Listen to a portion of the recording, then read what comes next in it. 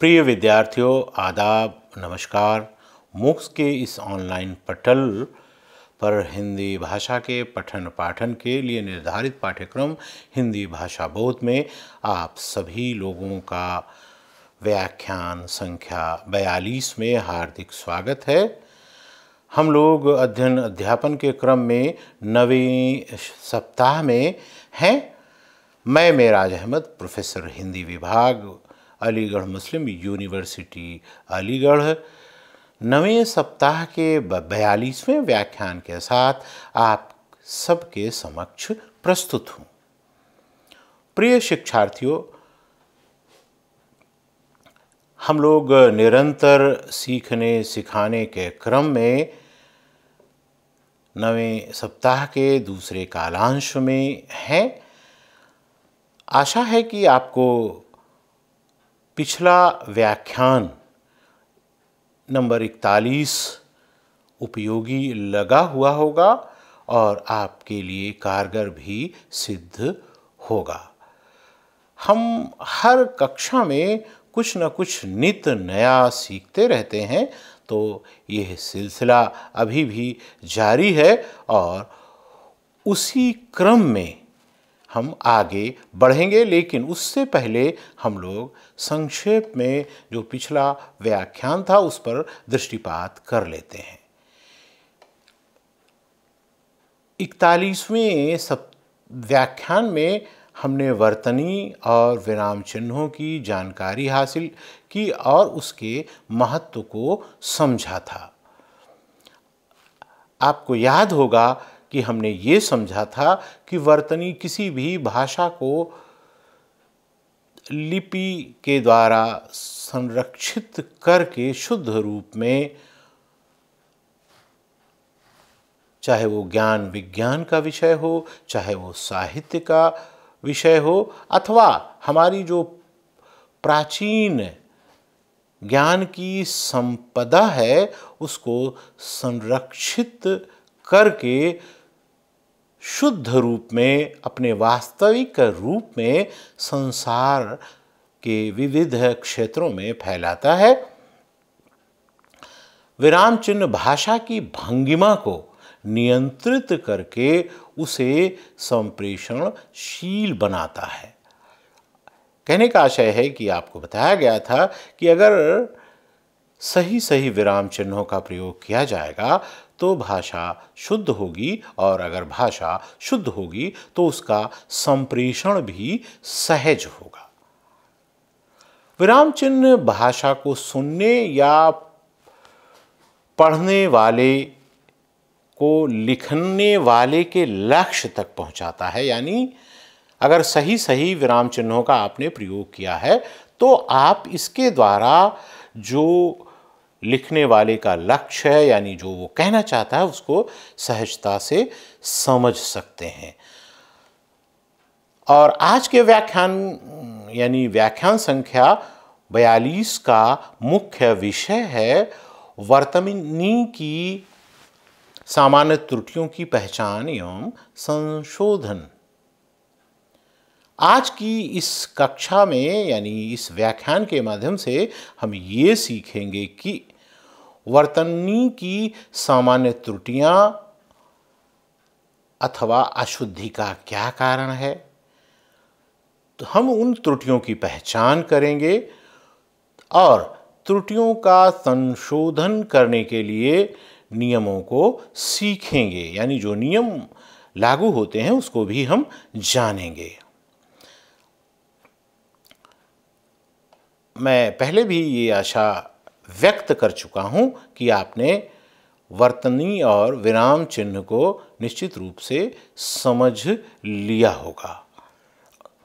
पहले तो आपका ध्यान उन तथ्यों की तरफ मैं ले जाना चाहूँगा जो वर्तनी की त्रुटि का कारण बनते हैं।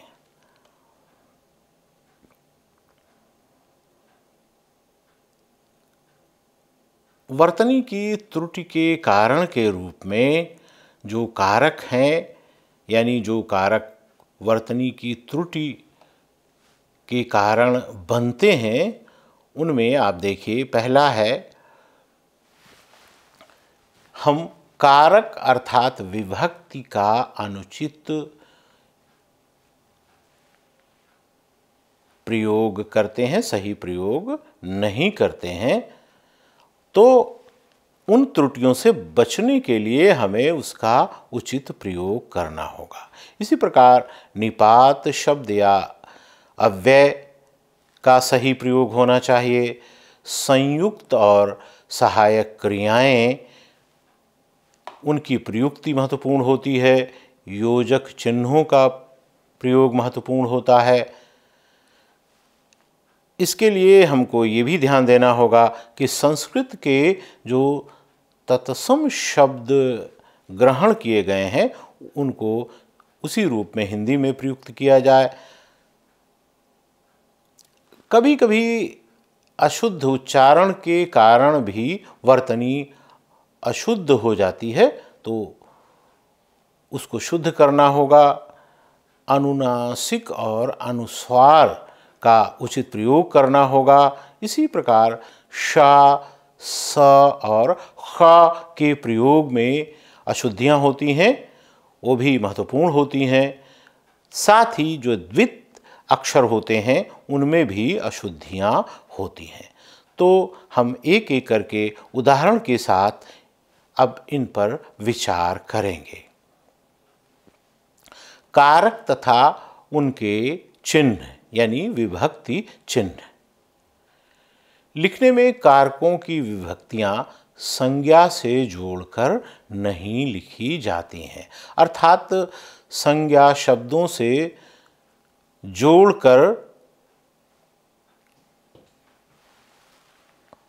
नहीं, यानी उससे जोड़िए नहीं, अपितु उसको अलग करके लिखिए, यानी लिखा जाना चाहिए, तभी जो है वो हो शुद्ध। जैसे मोहन ने एक साथ लिखा हुआ है, आप देखिए, के बजाय मोहन ने, यहां पर कर्ता कारक सही नहीं लिखा था। सोहन को के बजाय सोहन को, यहां पर कर्म कारक की प्रयुक्ति है।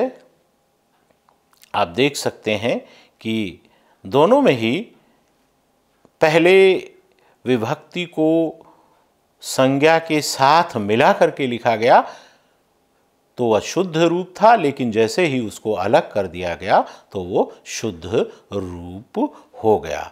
दोनों ही विभक्तियां यहाँ पर अलग अलग रूप में प्रयुक्त होनी चाहिए। और जब सर्वनाम का हम प्रयोग करते हैं तो सर्वनाम में विभक्तियों को जोड़ कर लिखना चाहिए, यानी संज्ञा के विपरीत यहाँ पर विभक्तियां अथवा कारक चिन्ह सर्वनाम से जुड़ जाते हैं। जैसे उदाहरण देखिए, उस ने के बजाय उसने, मुझ से के बजाय मुझसे। इसी प्रकार से उसको, मेरा आदि का प्रयोग होना चाहिए। दूसरे बिंदु पर हम आते हैं, निपात शब्द या अव्यय। किसी भी बात पर बल दिए जाने के लिए जिन शब्दों का प्रयोग किया जाता है, आप जानते हैं कि वो शब्द निपात कहलाते हैं।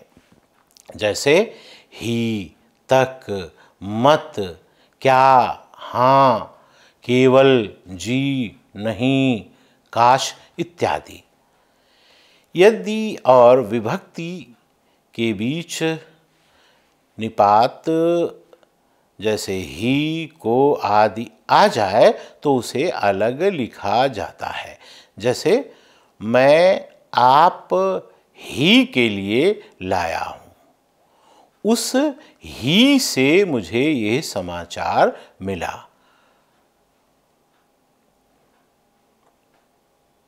कुछ अव्यय शब्द की प्रयुक्ति देखिए, जैसे तक और साथ, मेरे साथ, वहां तक। इसी प्रकार आदर सूचक अव्यय जैसे श्री, जी भी अलग ही लिखे जाते हैं। उदाहरण देखिए, श्री राम दोनों में अलग,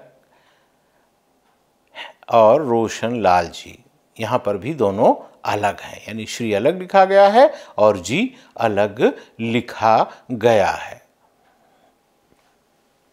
इसी प्रकार से यहाँ से, सदा से, तब से भी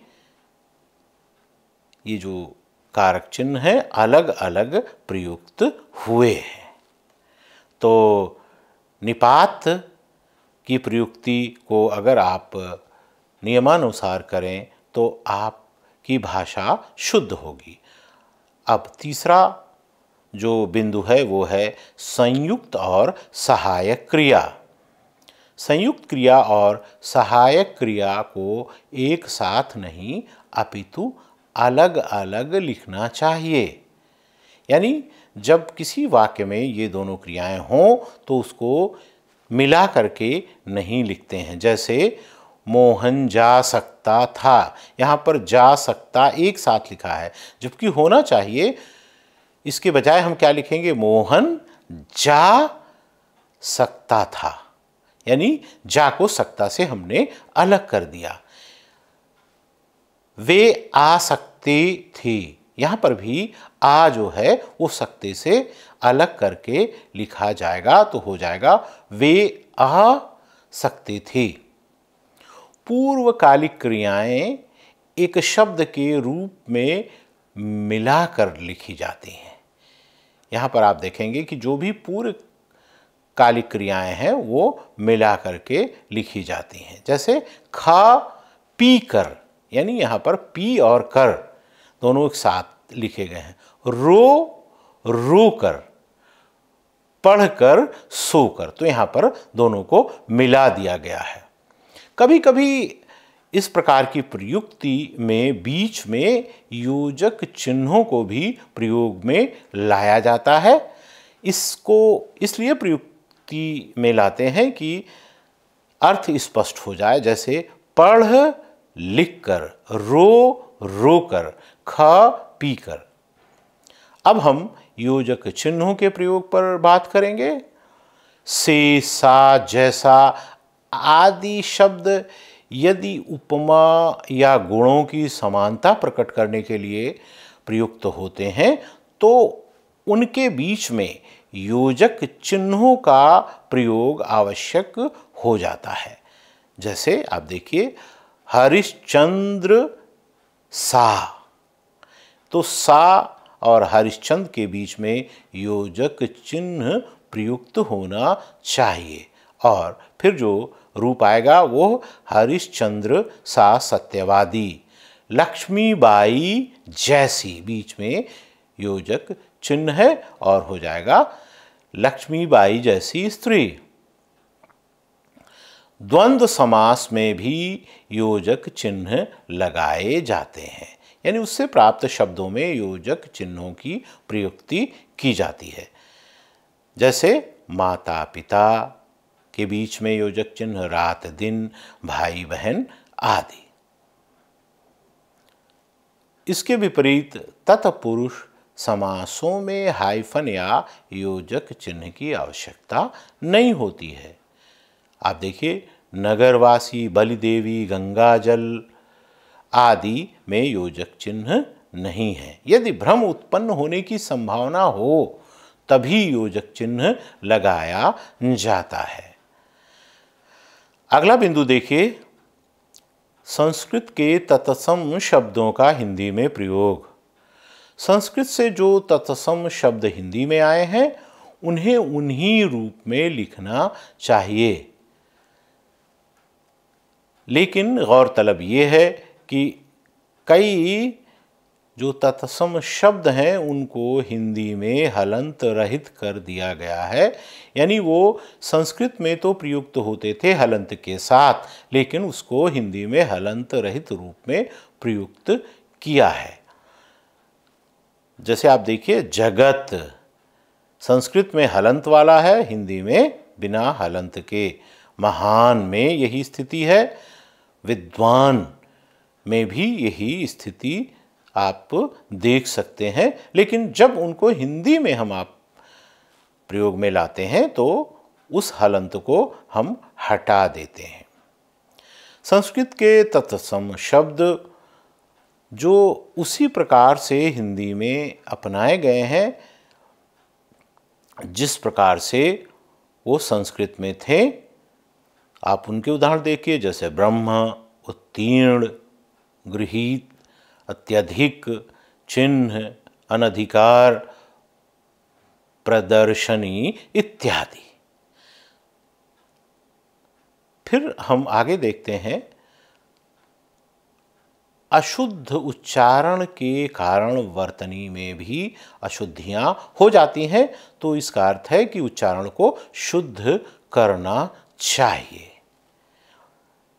और सबसे पहली जो उच्चारण संबंधी अशुद्धि है वो ई और ई के उच्चारण के अंतर से होती है। जैसे रवि शुद्ध उच्चारण है, लेकिन हम आमतौर पर उसको अशुद्ध रूप में कहते हैं रवि। शांति शुद्ध उच्चारण है, लेकिन हम उसको कहते हैं शांति। यानी यहाँ पर दीर्घ ध्वनि को ला देते हैं। अब उ और ऊ से संबंधित अशुद्धि देख लीजिए, इसके उच्चारण से संबंधित अशुद्धि पर ध्यान दीजिए। जैसे गुरु, लेकिन उसको हम बोल देते हैं गुरु। सा के स्थान पर शा का प्रयोग भी आमतौर पर हो जाता है। जैसे प्रसाद को प्रसाद कह देते हैं, शासक को शासक कह देते हैं। तो यहाँ पर सा के स्थान पर हमने शा का प्रयोग करके उच्चारण किया, तो अशुद्धि आना स्वाभाविक है। इसी प्रकार शा के स्थान पर सा की प्रयुक्ति आमतौर पर दिखाई देती है। जैसे शायद वास्तविक उच्चारण है, लेकिन उसको हम शायद बोलते हैं। शब्द को हम शब्द बोलते हैं। वा के स्थान पर ब का भी प्रयोग उच्चारण को अशुद्ध कर देता है, और परिणाम ये होता है कि वर्तनी भी अशुद्ध हो जाती है। जैसे आप देख सकते हैं, व्यापार के बजाय व्यापार जब हम बोलेंगे तो वही लिख देंगे। वीणा, वीणा के बजाय वीणा। इसी प्रकार वर्षा, यहाँ पर होना चाहिए वर्षा। आप आगे देखिए, ई और ई के उच्चारण में भेद के कारण भी अशुद्धियाँ आ जाती हैं। हम जहाँ पर ई लिखना चाहिए वहाँ पर ई लिख देते हैं, और जहाँ पर ई लिखना यानी या पर ई की मात्रा, बड़ी ई की मात्रा लिख देते हैं, जबकि वहाँ पर ई लिखना चाहिए। तो इस प्रकार के शब्द हैं, जैसे स्थायी, वाजपेयी, उत्तरदायी। यहाँ पर आप देख सकते हैं अशुद्धियों को। ई और ई शब्द के अंत में यदि ई है तो शब्द को अगर आप बहुवचन बनाएंगे तो ई जो है वो ई के रूप में परिवर्तित हो जाता है, यानी उसका शुद्ध उच्चारण ई के रूप में होगा। जैसे लड़की, यहाँ पर क में ई का उच्चारण है, लेकिन लड़कियां, यहाँ पर आप देखिए क में ई लघु ध्वनि उच्चरित होती है।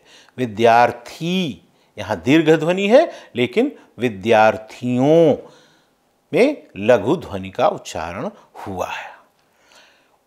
उ और ऊ शब्द के अंत में यदि ऊ आता है तो बहुवचन बनाने के लिए ऊ का उ हो जाता है, यानी दीर्घ का लघु रूप हो जाता है। जैसे साधु, यहाँ पर दीर्घ रूप है ऊ का, और जैसे ही उसको हमने बहुवचन बनाया तो हो गया साधुओं। तो ध में लघु रूप प्रयुक्त हुआ है। डाकू, डाकुओं में यही स्थिति है। ढ और ढ़ा के प्रयोग में भी अशुद्धियां नुमाया होती हैं। कभी कभी क्षेत्रीय प्रभाव के कारण इस प्रकार की अशुद्धियां उच्चारण में हमें देखने को मिलती हैं, जैसे पढ़ना, पढ़ना, गढ़ना, गढ़ना इत्यादि। और इन अशुद्धियों को दूर करके हम वर्तनी और भाषा को शुद्ध कर सकते हैं। अगला जो प्रयोग है वो अनुनासिक और अनुस्वार का है। जब अनुनासिक का प्रयोग किया जाएगा, यानी उन शब्दों में जिसमें अनुनासिक शब्द हैं, तो महत्वपूर्ण बात यह है कि उसमें शिरोरेखा के ऊपर कोई मात्रा न हो, यानी ओ, ई, ऐ इत्यादि की मात्राएं न हो तो अनुनासिक का प्रयोग होता है, जिसको हम साधारण रूप से चंद्रबिंदी भी कहते हैं। जैसे हंसना, उंगली, आँख, गंवार, सांस इत्यादि में इसका प्रयोग नहीं हुआ है। और अगर शिरोरेखा के ऊपर मात्रा लगाई गई है तो वहाँ पर किसका प्रयोग होगा? अनुस्वार का। जैसे मैं अनुनासिक नहीं होगा, चंद्रबिंदी नहीं होगी। ईंधन में भी बिंदी ही होगी, सेंकना में भी बिंदी ही होगी। और इसी के साथ जो अगला बिंदु है उस पर विचार करते हैं। शा की ध्वनि तालव्य शा की ध्वनि मूर्धन्य है और सा की ध्वनि दंत है। यानी कहने का आशय ये है कि तालव्य शा, मूर्धन्य शा और दंत सा, इनके उच्चारण में प्रायः अशुद्धियां देखी जाती हैं। एक के स्थान पर दूसरे को प्रयुक्त कर दिया जाता है, तो ऐसा नहीं होना चाहिए। कतिपय नियम भी हैं जिस पर हम लोग इनके प्रयुक्ति के संदर्भ में विचार कर लेते हैं। जैसे क, ख, प, फ तथा ट और ठा वर्णों से पहले विसर्ग हो तो वह शा में परिवर्तित हो जाता है, यानी मूर्धन्य ध्वनि में परिवर्तित हो जाता है। जैसे निः पाप को निष्पाप, निःफल निष्फल। संस्कृत के तत्सम शब्दों का शा तद्भव में आप लोग जानते हैं सा में बदल जाता है। जैसे शूली, सूली। चा और छा वर्ण से पहले प्रायः शा का ही प्रयोग होता है, यानी इसमें हम शा का ही प्रयोग करेंगे। जैसे निश्चल, निश्चय। री के बाद तथा टा वर्ग से पहले भी शा ही आता है, जैसे ऋषि, कृषि, कष्ट, दुष्ट आदि। समस्त पदों में यदि दो से अधिक शब्द साथ हों तो योजक चिन्ह का प्रयोग करना चाहिए। जैसे जन्मदिन, गृह, विज्ञान, मन, वचन, कर्म, रवि आदि। अब अंत में हम लोग देखते हैं कि द्वित अक्षरों की जो अशुद्धियां होती हैं, सभी वर्णों के दूसरे और चौथे अक्षर द्वित रूप में नहीं लिखे जाते हैं। जैसे अच्छा एक साथ नहीं आएगा, इसका हो जाएगा अ और छ, छ, अच्छा। बुद्धि, बुद्धि। मुट्ठी आप देख सकती है, मुट्ठी। तो इस प्रकार से आप विविध जो अशुद्धियां हो सकती हैं उसको आपने देखा, उस पर गौर किया हम लोगों ने और उस पर विचार किया। लेकिन प्रिय सहभागियों, अंत में मैं आप लोगों से ये कहना चाहूँगा कि दरअसल वर्तनी की जो अशुद्धियां हैं उसको शुद्ध करने का जो एकमात्र और महत्वपूर्ण तरीका होता है या उसकी प्रक्रिया होती है वो होती है अभ्यास।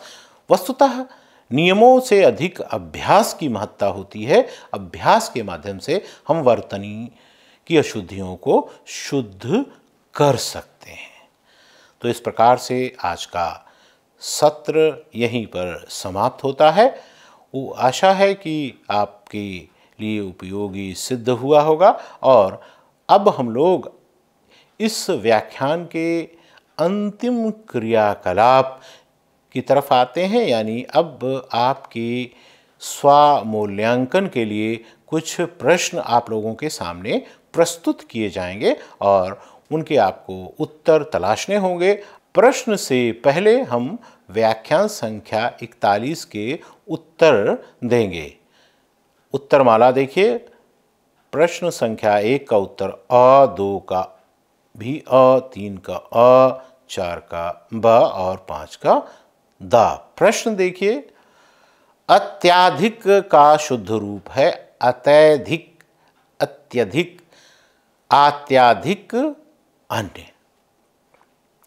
प्रश्न नंबर 2, इनमें से सही वर्तनी क्या है? विकल्प अ अंजलि, ब अंजलि, सा अंजलि, द अंजलि। प्रश्न नंबर 3, अशुद्ध वर्तनी को चुनिए। विकल्प आ पंकज, ज्ञानेंद्रियां, विकल्प ब स कवित्री, वर्तिका, विकल्प द। प्रश्न नंबर 4,